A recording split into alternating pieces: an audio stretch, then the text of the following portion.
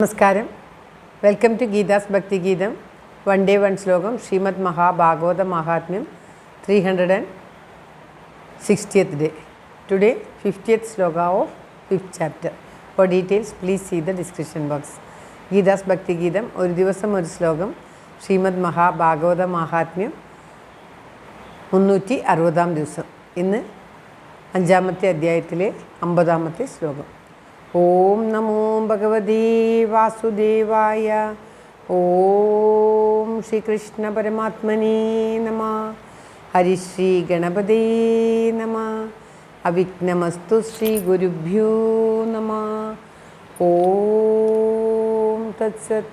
കൃഷ്ണം നാരായണം വന്ദേ കൃഷ്ണം വന്ദേ വ്രജപ്രിയം കൃഷ്ണം ദ്വൈപായനം വന്ദേ കൃഷ്ണം വന്ദേ പ്രധാസുതം.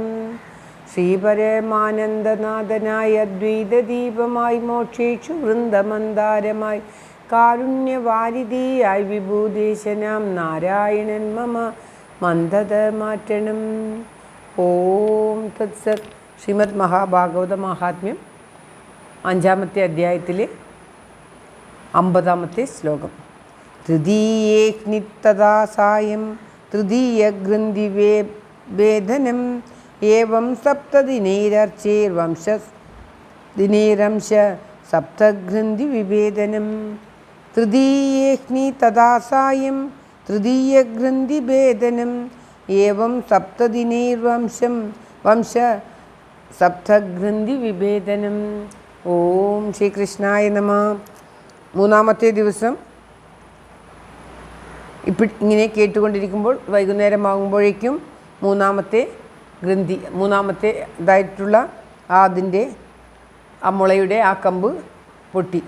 അങ്ങനെ 7ാം ദിവസമാകുമ്പോഴേക്കും ഏഴ് മുളത്തണ്ടുകളും പൊട്ടി.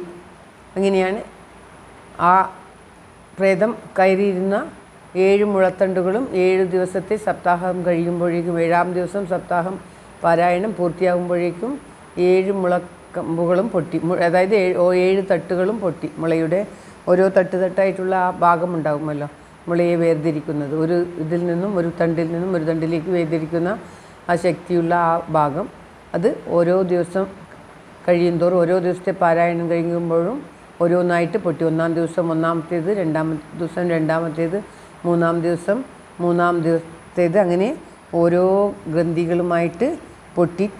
7ാമത്തെ ദിവസം 7 മുളന്തണ്ടുകളും പൊട്ടി എന്നാണ് ഈ ശ്ലോകത്തിൽ പറയുന്നത്. ശ്ലോകം ഒരിക്കൽ കൂടി. തൃതീയേക്നി തഥാ സായം തൃതീയഗ്രന്ഥി ഭേദനം ഏവം സപ്തദിനൈർവംശ സപ്തഗ്രന്ഥി വിഭേദനം.